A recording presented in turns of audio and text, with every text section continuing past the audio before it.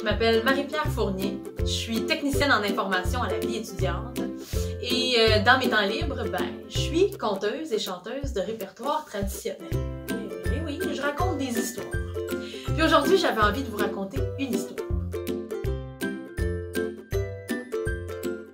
Quand Joseph était jeune, son grand-père lui a offert une couverture. Une couverture pour le protéger du froid, mais aussi pour le protéger des mauvais rêves la nuit. Et puis Joseph, il l'aimait tellement, sa couverture, parce que c'était un cadeau de son grand-père, puis son grand-père, il l'aimait beaucoup. Et Joseph, il traînait sa couverture partout. Puis un jour, sa mère, elle en a eu assez de voir la vieille couverture de Joseph, tout sale, tout usé, avec des fils qui pendouillaient un peu partout, qu'elle a dit à Joseph qu'elle allait jeter sa couverture. Mais Joseph, il a dit non. Je veux pas que tu jettes ma couverture, c'est un cadeau de mon grand-père. Je vais aller le voir, lui, il va savoir quoi faire avec ça. Et puis Joseph est allé voir son grand-père. Il a expliqué la situation. Puis le grand-père a pris la couverture dans ses mains. Il l'a retournée d'un côté, de l'autre. Il a pris les ciseaux. Il a donné un coup par-ci, un coup par-là, puis il a fait voler son aiguille et il a transformé la couverture en un beau manteau. Joseph, il était content. Il n'avait pas eu à acheter sa couverture, puis en plus, il avait un super beau manteau. Un manteau qu'il portait tout le temps et très souvent. Mais Joseph a grandi, il a vieilli, mais le manteau, lui, il n'a pas suivi. Il a rapetissé même. Puis un jour, sa mère, elle a regardé Joseph, puis elle a regardé les manches, puis elle a dit « Joseph, ton manteau, il est rendu beaucoup trop petit, il va falloir le changer. Donne-moi-le, je vais le jeter. »« Oh non! C'est un cadeau de mon grand-père, je vais aller le voir, lui, il a sûrement une solution pour moi. » Joseph est allé voir son grand-père. Il a expliqué la situation, puis le grand-père a pris le manteau dans ses mains. Il l'a retourné d'un côté, de l'autre. Il a pris ses ciseaux, il a donné un coup par-ci, un coup par-là.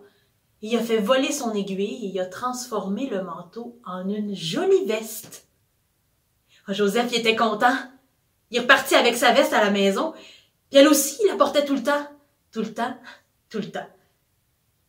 Et Joseph, il a continué à grandir.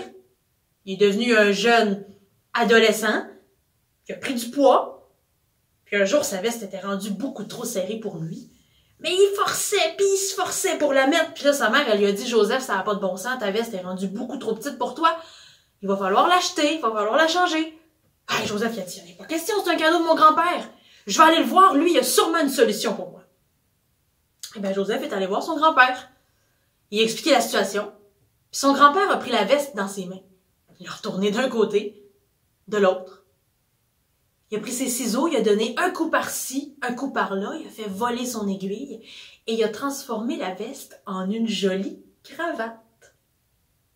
Cravate que Joseph portait à toutes les occasions.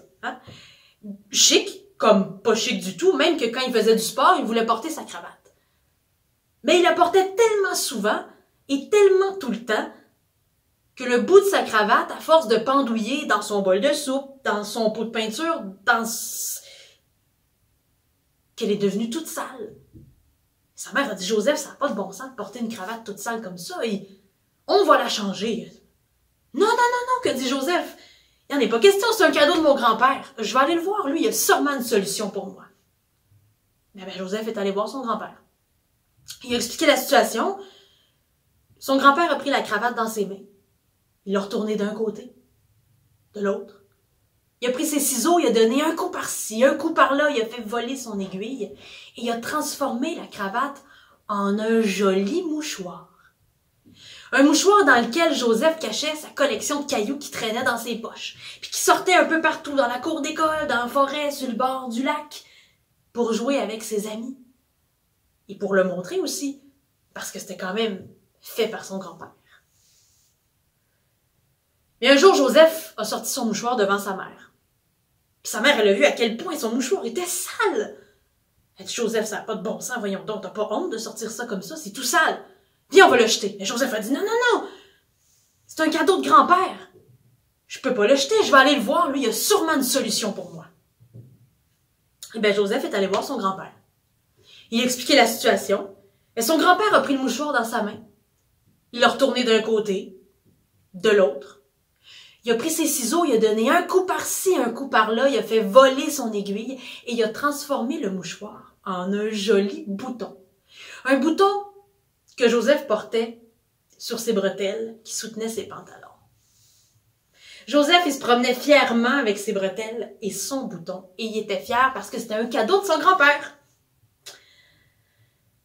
Mais le temps a passé, puis un jour, sa mère, elle a dit à Joseph, « Joseph, il y a ton bouton. L'as-tu perdu? » Ah, Joseph a regardé sa bretelle, puis il s'est aperçu que son bouton était plus là.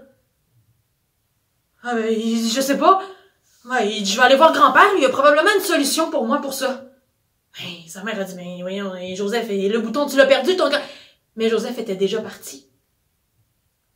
Arrivé chez son grand-père, Joseph lui a expliqué la situation, qu'il avait perdu son bouton, mais que son grand-père lui saurait sûrement quoi faire. Mais le grand-père a regardé Joseph, puis il a dit que sans bouton, on ne pouvait pas transformer quelque chose qu'on n'a pas. Malheureusement, il ne pouvait rien faire pour lui. Il l'avait perdu, mais que c'était pas grave. Son bouton avait quand même eu une belle vie, non? Mais Joseph était quand même triste. Ça fait qu'il est revenu chez lui. La nuit a passé. Et le lendemain, à l'école, Joseph a pris un papier puis un crayon. Et il s'est mis à écrire. Il s'est mis à écrire l'histoire de sa couverture, qui s'est transformée en manteau, en veste, en cravate, en mouchoir, en bouton. Puis, cette histoire-là, il l'a racontée. Racontée et racontée.